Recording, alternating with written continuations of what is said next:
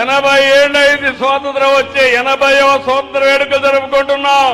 నేను అందుకే ఒక మాట చెప్పాను, చంద్రబాబు నాయుడు అనే నేను స్వర్ణాంధ్రప్రదేశ్ 2047 కోసం సంకల్పం చేశాను. మరి మీరు అడుగుతున్నా ప్రతి ఒక్క వ్యక్తి గుర్తుపెట్టుకోవాలి అనే నేను.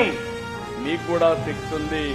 మీరందరూ నేషనల్ డెవలప్మెంట్ లో పార్ట్నర్స్ కావాలి, దేశ అభివృద్ధిలో భాగస్వాములు కావాలి. మీరేదో పోయి యుద్ధం చేయక్కర్లేదు.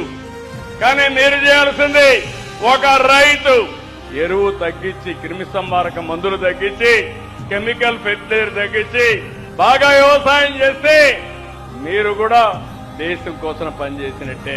ఒక రైతు అక్వా రైతు బాగా మీరు చేపలు పండించి విదేశాలకు ఎగుమతి చేస్తే ఫారిన్ ఎక్స్చేంజ్ రిజర్వ్స్ గాని సేవ్ చేయగలిగితే, సంపాదించగలిగితే అదే నిజమైన దేశభక్తి అని మరొకసారి మీకు విజ్ఞప్తి చేస్తున్నా. అందుకే నేను అడుగుతున్నా మిమ్మల్ని, ఏ పనైనా చేయండి. ఒక స్టూడెంట్ బాగా చదువుకుంటే, నాలెడ్జ్ సంపాదిస్తే మానవ వనరులుగా తయారవుతారు. బాగా చదువుకున్న వ్యక్తి ఒక స్టార్టప్ కంపెనీ పెట్టి దాని ద్వారా పేరు తీసుకొచ్చి సేవలు అందిస్తే అతను కూడా దేశం కోసం కాంట్రిబ్యూట్ చేసినట్టే. అందుకే విజ్ఞప్తి చేస్తున్నాను, మీరు ఒక సంకల్పం చేయండి. నేను కూడా మీ మారిగానే చిన్నప్పుడు ఒక మారుమూల ప్రాంతమే మాది. 20 ఇళ్లు కూడా లేవు మా ఊర్లో. మా ఊరికి రోడ్డు కూడా లేదు. నేను పుట్టినప్పుడు కరెంటు కూడా లేదు. కరెంటు లేని ఊర్లో పుట్టి విద్యుత్ శక్తి సంస్కరణలు దేశంలో తీసుకొచ్చిన వ్యక్తిని నేనే మీకు విజ్ఞప్తి చేస్తున్నా. 99లో మొట్టమొదటిసారిగా పవర్ సెక్టర్ రిఫార్మ్స్ తీసుకొచ్చాం. ఈ రోజు దేశానికి ఆదర్శమైంది.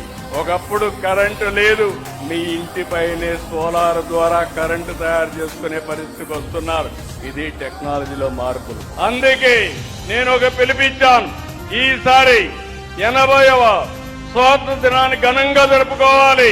కుడి చేతిలో జాతీయ జెండా, మీ మనసులో నేను అనే సంకల్పం.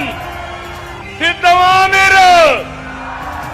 తమిళలో మీరు అది మీరు చెయ్యగలిగితే మీరు సంకల్పం చేయండి. మీ సంకల్పానికి సహకారం అందించే బాధ్యత నాదే. అప్పుడు తిరుగులేదు. భారతదేశం వికసిత్ భారత్, ఆంధ్రప్రదేశ్ స్వర్ణాంధ్ర.